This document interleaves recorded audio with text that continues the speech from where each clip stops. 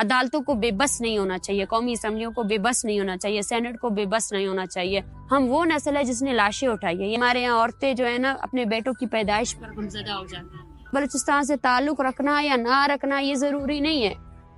پاکستان کی وزیر اعظم کا ایک کمپیٹنٹ ہونا ضروری ہے. پاکستان میں جو بھی جینون عوامی تحریکیں آئی ہیں اس کو غداری کا لقب تو دیا ہی دیا ہے. اگر کوئی اور میڈیا چینل ہمیں دکھا رہا ہے اس کی ذمہ دار ہم نہیں, آپ جا کے ان سے پوچھے کہ وہ ہمیں کیوں دکھا رہا ہے. ہم تو یہاں آئے, ہم تو آپ سے کوریج مانگ رہے ہیں نا. نفرتیں پھیلائی گئی ہے اوورال, بلوچ, پشتون, سندھی. یہ تحریک پورے بلوچستان کی نہیں بلکہ پاکستان کی مظلوم اقوام کی نمائندگی کر رہی ہے. بلوچ مسنگ پرسنز کی بازیابی کے لیے پچھلے 1.5 ماہ سے پاکستان میں مظاہرے جاری ہیں. اس سلسلے میں ٹی سی ایم نے مہارنگ بلوچ سے بات کی جو ان مظاہروں میں آنے والی سب سے نمایاں آوازوں میں سے ایک ہیں, تاکہ وہ مظاہرین کے خلاف لگائے گئے الزامات کا جواب دے سکیں. پاکستانی میڈیا تو آپ کو انپریسیڈنٹڈ سپورٹ دے رہا ہے اپنی کوریج میں, لیکن جو پوائنٹ آف کنٹینشن ایک پاکستان کے اندر پائی جا رہی ہے وہ انڈین میڈیا ہے کہ جب انڈین میڈیا آپ لوگوں کی اسپیچز وغیرہ چلاتا ہے تو پھر ایک گروپ کی طرف سے یہ ایلیگیشن لگائی جاتی ہے کہ دیکھیں یہ فنڈڈ ہے اور ان کا کوئی پیچھے مقصد ہے. تو اس کے بارے میں آپ کا کیا جواب ہوگا؟ بلوچستان سمیت پاکستان میں جو بھی عمل ہو رہا ہے اس میں انکمپیٹنسی کو روکنے کے لیے وہ کسی اور ملک کا ایجنٹ ہونے کا وہ کرتے ہیں. اور پاکستان میں جو بھی جینون عوامی تحریکیں آئی ہیں اس کو غداری کا لقب تو دیا ہی دیا ہے. پاکستان میں جس نے آئین بنایا وہ بھی غدار ٹہلایا, پاکستان کے بانی کے جو بہن ہیں ان کو بھی غدار قرار دیا گیا. تو یہ انکمپیٹنسی ہے بیسکلی. ہمارا خطاب پوری دنیا سے ہے, پوری دنیا میں جو بھی ہماری آواز سنے گا ہم ان کے مشکور ہیں. اگر کوئی اور میڈیا چینل ہمیں دکھا رہا ہے اس کی ذمہ دار ہم نہیں, آپ جا کے ان سے پوچھے کہ وہ ہمیں کیوں دکھا رہا ہے. ہم تو یہاں آئے, ہم تو آپ سے کوریج مانگ رہے ہیں نا. ہم تو ہماری کوریج تو کیا ہے, ہم تو آپ کی اسٹیٹ کے سامنے بیٹھے, آپ کے پارلیمنٹ کے سامنے بیٹھے ہیں. 46 دن سے آپ تو ہمارے پاس آ ہی نہیں رہے ہیں. ایک چیز جو ہمیں کافی سننے کو ملتی ہے آپ کی اسپیچز کے اندر بھی کہ بلوچ لوگوں کی جو نسل کشی ہے اس کے حوالے سے. اب یہ ایک بڑا ایک ایسا ایشو ہے جس کے اوپر ملٹیپل پرسپیکٹیوز پائے جاتے ہیں. کافی لوگ جو ہیں وہ اسے وہ غزہ سے ملاتے ہیں کہ اسرائیل جو غزہ میں کر رہا ہے وہ ایک جینوسائڈ کہہ سکتے ہیں. پاکستان میں تو یہ نہیں ہو رہا. لیکن اگر میں آپ سے پوچھوں کہ جینوسائڈ کی آپ کی ڈیفینیشن کیا ہے تو آپ اسے کس طرح ڈیفائن کریں گے؟ میرے خیال سے جینوسائڈ کی ڈیفینیشن یہ ہے کہ قوم جو ہزاروں سال سے وہاں آباد ہے اس کی آئیڈینٹی کے بیسس پر وہاں موجود ہر شخص کو ٹارگٹ کیا جاتا ہے. ٹارگٹ کرنے کے طریقے مختلف ہو سکتے ہیں. ان کا معاشی قتل عام بھی کیا جاتا ہے, ان کی سوشل رینک, ایجوکیشن, ہیلتھ, اور ساتھ ساتھ سب سے بڑی چیز اسٹیٹ وائلنس کو یوز کر کے وہاں موجود ہر شخص کی زندگی کو ایک تھریٹ لائق ہے. اور ایون دو جو بلوچستان سے باہر نکل کر سیکیورٹی کے لیے, سروائیور کے لیے دبئی جاتے ہیں یا ایون دو پاکستان کی یونیورسٹیز میں پڑھتے ہیں, ان کو وہاں سے بھی گھسیٹا جاتا ہے. ایک کالونیل طرز سے اس کو رول کیا جا رہا ہے جہاں ہر کونے پہ آپ کو چیک پوسٹ ملیں گے, جہاں قانون اور جو انصاف ہے اس کا کوئی نام و نشان نہیں ہے. وہ لوگ جو وکٹم ہوتے ہیں اسٹیٹ وائلنس کے, جب وہ عدالت کے پاس جاتے ہیں تو عدالت ان کو انصاف نہیں دے سکتی. اس کا واضح ثبوت یہ ہے کہ بالاچ مولا بخش کو عدالت میں پیش کیا گیا. عدالت میں پیش کرنے کے بعد ایک قیدی کو ہتکڑیاں لگائی جاتی ہیں, اس کو اس حد تک سیکیور کیا جاتا ہے. تو وہ شخص دوران حراست اس کو مارا گیا, اس کی لاش پھینکی گئی اور اس کے بعد اس کو ایک ایمبوش کا نام دیا گیا. ایک ایمبوش کا نام دیا گیا مطلب وہ عدالتیں جو بنی ہیں ایک عام شہری کو سیکیور کرنے کے لیے, وہ اپنی کسٹڈی میں بھی ایک بلوچ کو سیکیور نہیں کر سکتے. اور ہماری یہ تیسری نسل ہے جو اس چیز کو برداشت کر رہی ہے. ہم وہ نسل ہے جس نے لاشیں اٹھائی ہے. 3 طرح کے لوگ آپ کو ملیں گے بلوچستان. ایک وہ لوگ ہیں جو ڈائریکٹ اسٹیٹ وائلنس کے شکار ہیں, جن کے لوگوں کو ایکسٹرا جوڈیشلی کل کر دیا گیا.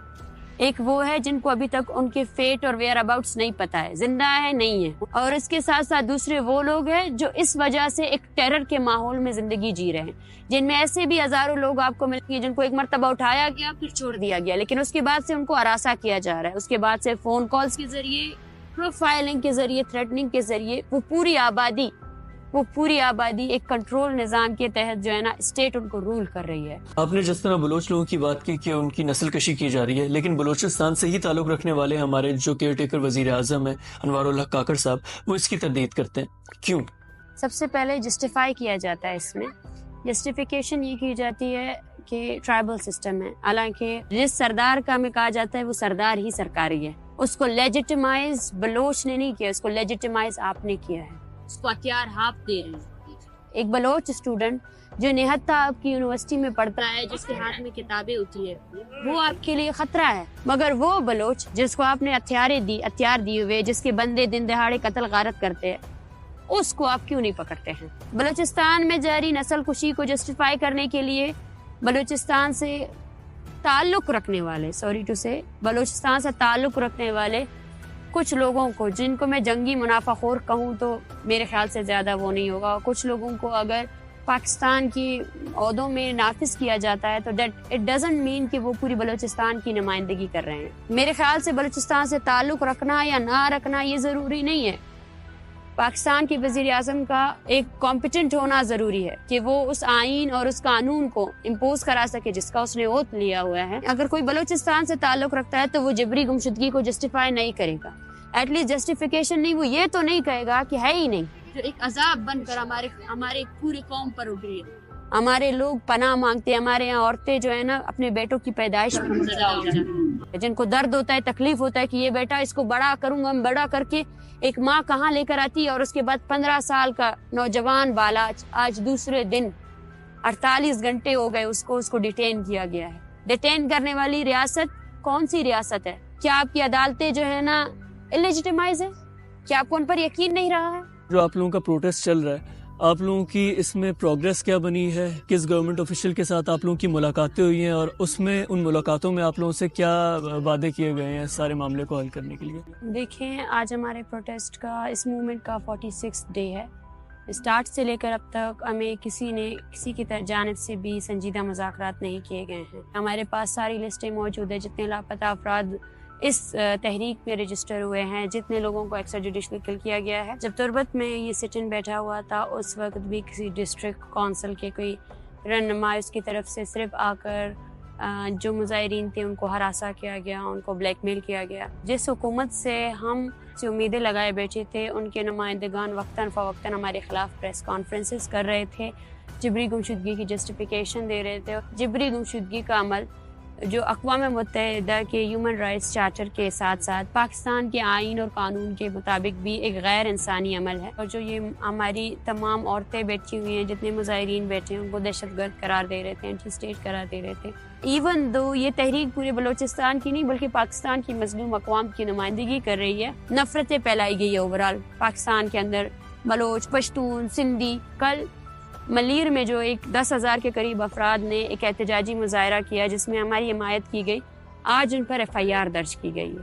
تو تحریک سے ایک پرامن سیاسی تحریک، اس کے منسلک افرادوں کے خلاف FIR کی جا رہی ہے، ان کی سرکاری ملازمتیں ہٹائی جا رہی ہے. اس تحریک کے 40ویں دن میں 20 سے زائد افراد ایسے ہیں جن کو جبری گمشدہ کیا گیا ہے. اس کے ساتھ ساتھ بلوچستان کے شہر گوادر میں 2 دن پہلے بالاچ نامی ایک 15 سالہ نوجوان کو جبری طور پر گمشدہ کیا گیا ہے. نگراں حکومت یہ کہتی ہے کہ میں بے بس ہوں اس مسئلے کو حل کرنے میں، جس سے ہزاروں کے خاندان بے گھر ہوئے ہیں. وہ آپ دیکھ سکتے ہیں کہ ان کے خاندان بکھر چکے ہیں اور 50,000 کے قریب خاندان متاثر ہے. حد یہ ہے کہ اب یہاں بیٹھے ہوئے بھی ہم ایک سیکیورٹی تھریٹ میں ہیں. جتنے لوگ یہاں بیٹھے ہیں ان سب کو ہراساں کیا جا رہا ہے، تھریٹ کیا جا رہا ہے. بیشتر ایسی فیملیز ہیں جن کے گھر میں چھاپے بھی پڑے ہیں، جن کو ریاستی اہلکاروں کی جانب سے یہ بھی دھمکیاں دی جا رہی ہے کہ اگر وہ دھرنے سے واپس نہیں گئے تو ان کے پیاروں کی لاشیں ان کو موصول ہوں گی. آپ نے دھمکیوں کا ذکر کیا ہے، تو دھمکانے کا طریقہ کار کیا ہوتا ہے؟ دیکھیں، سب سے پہلے تو یہ ہے یہاں جتنے اسٹوڈنٹس ہیں ان کو پروفائلنگ کی جاتی ہے، ان کو بارہ کہا جاتا ہے، ان کی یونیورسٹیز میں، ان کے لائبریریز میں، ان کے پہناوے کے ذریعے. میرے بھائی کے تقریباً 3 مہینے پہلے کی ویڈیوز وہ کسی جگہ میں بیٹھے ہوئے ہیں، اس سے لگ رہا ہے کہ اس سے پہلے بھی وہ قوت ایجنسیز جو ہے نا ہماری پروفائلنگ اور تھریٹنگ میں ملوث ہے. یہاں پہ ایسے بھی خاندان ہیں جن کے گھروں میں چھاپے لگے ہیں باقاعدہ طور پر، ڈیرہ بگٹی میں، کھولو میں، کہ ان کے جو دوسرے گھر کے افراد ہیں ان کو ہراسا گیا، ان کے خلاف FIRs کی گئی ہے. اور ہمارے کچھ فیمیل ساتھی ہیں، ان کے گھروں میں فون کالز آئے ہیں. ہمارے میل ساتھی ہیں، ان کے والدین کو فون کال کیے گئے کہ اپنے بیٹے کو واپس بلاؤ ورنہ وہاں سے ہم اس کو بھی اٹھا کر لے جائیں گے. اچھا، ویسے جب اس قسم کی تھریٹس آتی ہیں، کالز آتی ہیں، آپ لوگوں نے ابھی تک اسلام آباد کی مقامی پولیس کو رجوع کرنے کی کوشش کی؟ جی بالکل، ہم بارہا ان سے رجوع کر چکے ہیں اور اسی وجہ سے ہم اسلام آباد ہائی کورٹ بھی گئے ہیں، وہاں سے پروٹیکشن بھی لیا ہے کہ یہاں موجود ہر فرد جو ہے نا ان کی زندگی کو خطرہ لا کے، کیونکہ پیسفل پروٹیسٹ ہے اور ہم یہاں 17 دن ہیں. ہم پر الزامات لگائے گئے کہ یہ مشتعل لوگ ہیں، لیکن پوری دنیا دیکھ رہی ہے کہ کیسے ڈسپلن طریقے سے ہم یہاں بیٹھے ہیں، ہماری مینجمنٹ کو دیکھ رہی ہیں، ہمارے مظاہرین کو دیکھ رہے ہیں جن پہ دن تعداد اضافہ ہوتا ہے، ہم پرامن طریقے سے یہاں بیٹھے ہوئے، حالانکہ ہمارے کھانے کی چیزیں بھی روکی گئی اور بارہا کوشش کی گئی کہ ہمارے پرامن مظاہرے کو مشتعل کیا جائے، لیکن ہم نے پھر بھی اس چیز کو مینٹین رکھا ہے اور ہم بارہا کہہ چکے ہیں، اسلام آباد پولیس کے ساتھ بھی ہمارا رابطہ ہے، جو ڈی سی اے وغیرہ ان کے ساتھ بھی ہمارا رابطہ ہے، اور ہم قانونی طور پر بھی اس چیز کو آگے لے کر جا رہے ہیں کہ کس طرح ہراساں کیا جا رہا ہے یا کس طرح اس تحریک کو لیڈ کرنے والے جو افراد ہیں ان کے خلاف ایک میڈیا ٹرائل بھی کیا جائے۔